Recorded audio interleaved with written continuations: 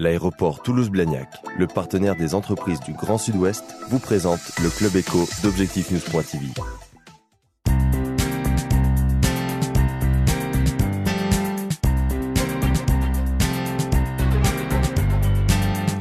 Bonsoir, bienvenue dans le Club Éco d'Objectif-News.tv avec notre invitée aujourd'hui, Odile Séchois. Bonjour. Bonjour. Vous êtes la directrice recherche et innovation au CHU de Toulouse. Quel est votre rôle ? Alors mon rôle, c'est un rôle d'animation, de suivi, d'accompagnement des projets de recherche et innovation au CHU pour notre propre compte et pour le compte de nos partenaires qui peuvent être des industriels ou d'autres académiques. C'est-à-dire que vous avez un certain nombre d'études et de projets en cours ? Alors nous avons beaucoup d'études en partenariat avec les industriels et d'autres partenaires. Ça représente un volant de plus de 1000 études et les études pour notre propre compte pour lesquelles nous portons promoteur, ça représente à peu près plus de 100 études pour lesquelles nous sommes promoteurs. Est-ce qu'il y a des axes de recherche que vous valorisez particulièrement ? Alors oui, nous avons des axes phares qui concernent les neurosciences, les maladies du vieillissement, la maladie d'Alzheimer, mais aussi les maladies de Parkinson, la sclérose en plaques, les maladies qui touchent au cardiovasculaire, les maladies du cancer, voilà pour l'essentiel d'entre elles. Alors, vous parliez justement de la problématique du vieillissement. Le CHU de Toulouse avait porté un projet au titre des investissements de l'avenir, ce qu'on appelait les IHU. Ce dossier n'avait pas été retenu. Vous avez décidé de le présenter à nouveau pour un autre label, l'IDEX. Alors, est-ce que le projet a évolué et qu'est-ce que vous attendez finalement de cette candidature ?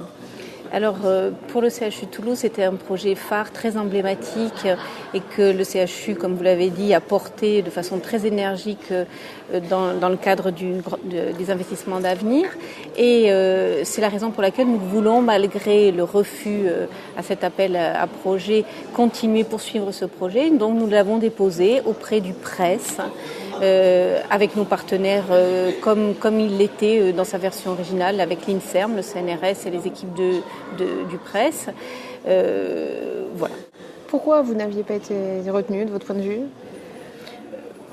Je crois que les retours qui nous ont été faits étaient peut-être que ça rentrait pas dans les guidelines que donnait l'Agence nationale pour la recherche, qui a peut-être accepté des projets plus orienté recherche fondamentale. Ça a peut-être un peu désorienté le jury sur sa composante qui était une composante très appliquée, qui était très tournée vers le malade et la personne âgée. Donc les sciences du vieillissement et là en l'occurrence la prévention de la dépendance, quelles sont les problématiques et en quoi la recherche peut favoriser une meilleure connaissance, un meilleur soin ?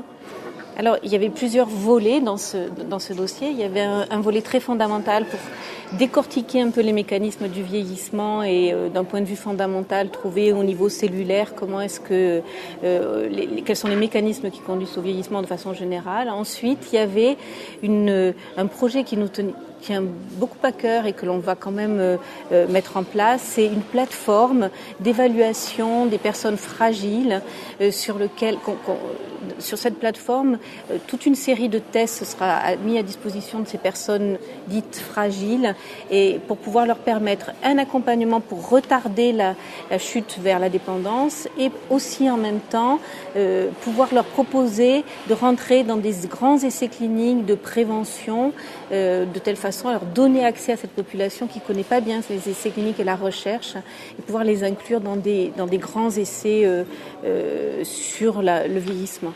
Il y a aussi un dossier important que vous portez, c'est celui de l'Institut universitaire du cancer.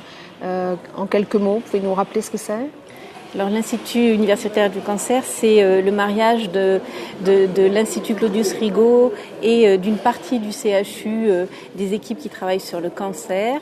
Nous sommes associés aussi sur ce site avec une équipe de recherche fondamentale et appliquée INSERM, qui est une unité mixte INSERM et UPS.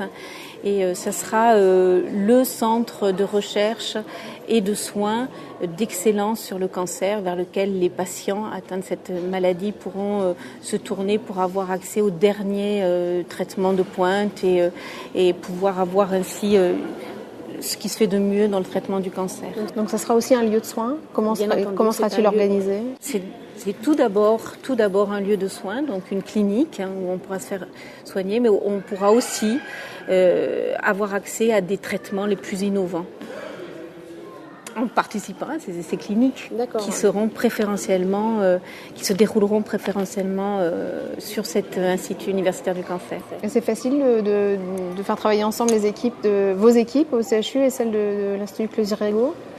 C'est un challenge et on a déjà beaucoup avancé, on a des programmes communs, on a déjà un certain nombre de projets en commun, donc c'est pas facile, mais petit à petit on construit les choses ensemble et c'est en faisant qu'on apprend. Vous vous occupez, vous, de la recherche et donc de l'innovation au sein du CHU. Combien de personnes travaillent en matière de recherche dans vos équipes ? Alors, au niveau du CHU, c'est très difficile de répondre à cette question parce que ça représente une population qui est très très hétérogène et qui va des médecins jusqu'à l'infirmière qui peut faire de la recherche. Pour répondre à cette question, je vous dirais juste qu'aujourd'hui, on a identifié l'année dernière environ 700 personnes qui ont fait une publication. Ça représente quand même, la publication étant l'aboutissement final de sa propre recherche, ça représente un peu une image assez dynamique de la recherche. Après, dans l'équipe de direction que j'ai la chance d'animer, nous sommes environ une trentaine de personnes pour accompagner, tout corps de métier confondu, ces équipes qui font de la recherche. Merci pour cet entretien, Adèle Séchois.